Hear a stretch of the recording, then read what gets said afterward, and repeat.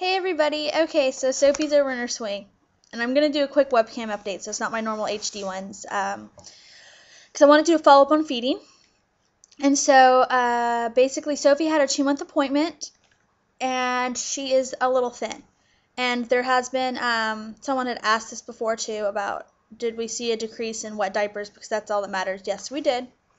There has been a decrease in her diapers, so that's not good. Anyway, so yeah, Sophie's 50 percentile height and like 20 something percentile weight. It's a little thin. The doctor said if I wasn't already starting to supplement, she would recommend I do, because what's most important is the baby's health. So, yeah. But anyway, so basically, first off, the pediatrician, I love her. She is big supporter of nursing. She's the doctor that told me when I first came in with Sophie that breastfeeding was nursing was the best gift I could give my baby. So I almost felt guilty for having to tell her, hey, my supply is not increasing. But she's so nice, and she actually shared with me her own experience with supply issues.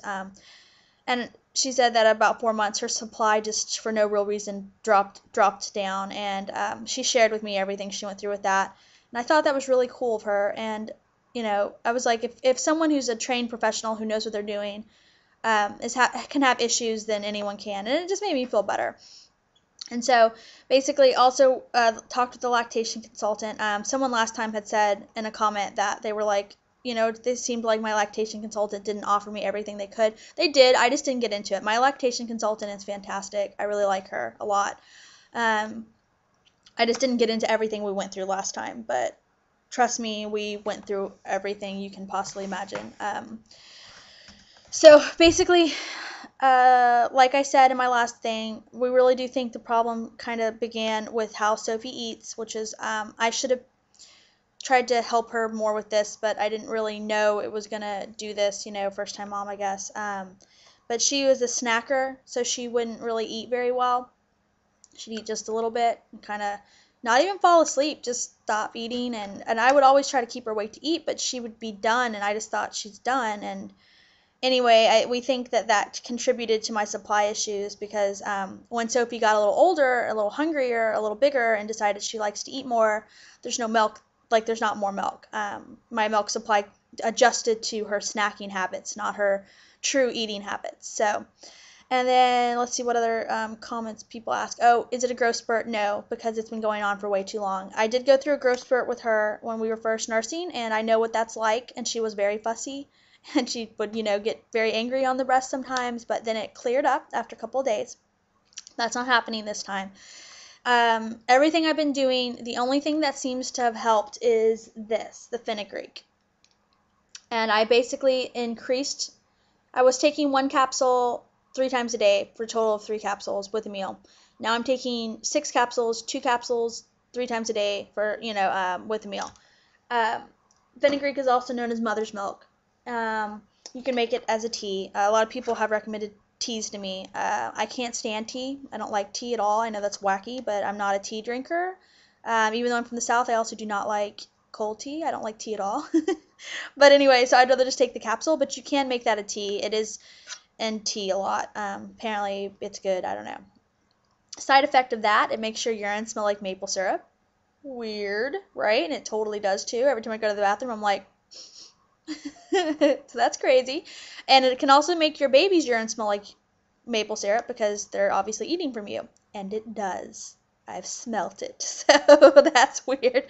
But anyway, that definitely did seem to help. I don't know if it's helped enough, but I did notice an increase in my supply. It was minute, but it was there. So I'll recommend that. Let's see. It's not my eating habits. They said I haven't lost any more weight, so I'm clearly getting enough food, because if I wasn't, I would have lost more weight. Drinking a lot. I thought maybe it was the type of food I'm eating. They said it shouldn't be, because obviously they want me to eat healthy for, so it's really healthy milk and blah, blah, blah, and for my own sake. But that, as far as supply goes, quantity should be what matters, and I'm getting enough quantity.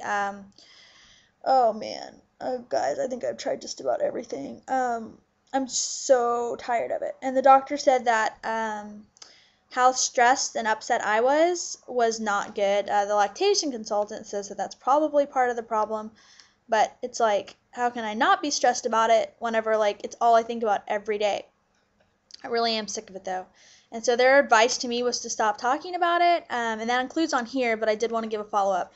They were like, stop talking about it, because if you're getting it from all angles, which I am, every day, I get it from everywhere, like that's not going to help. It just makes me more like up in arms about it. And so another thing interesting to note is that the lactation consultant thinks that this might have something to do with it.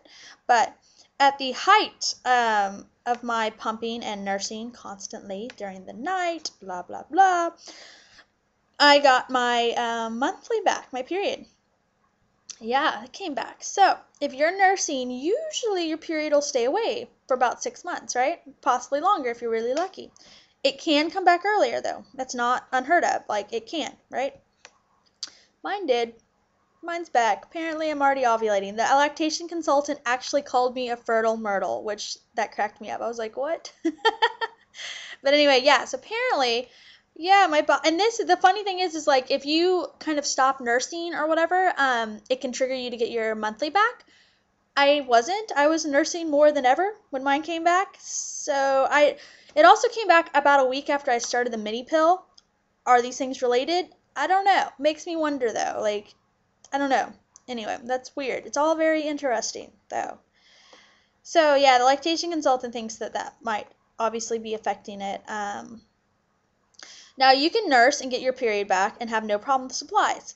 Those two things aren't like a cause and effect. However, it is very common when you get your period to have a drop in your supply for a couple of days and then it comes back. But also, having your period back is kind of like a natural instinct or sign to your body that your baby will start being weaned soon, blah, blah, blah. And that's just, history lesson right there. So yeah, maybe that has something to do with it. Maybe the fact that like apparently my body's jumping the gun. It's all ready to ovulate and make another baby. So I don't know. The lactation consultant definitely thinks that could be part of it. We went through a bunch of things that we could do. They had me latch her on, and she watched, and she said the technique was perfect. Her latch was perfect. She got everything she was supposed to in her mouth. Her sucking was wonderful. So none of it's that. I almost wish it was, because we could work with that better. They even went as far as to recommend some drug that they have. I don't know what it's called. I'm going to look it up. But anyway, they have this. Apparently, there's something that is legal in Canada and not legal here, not approved by the FDA, that can help.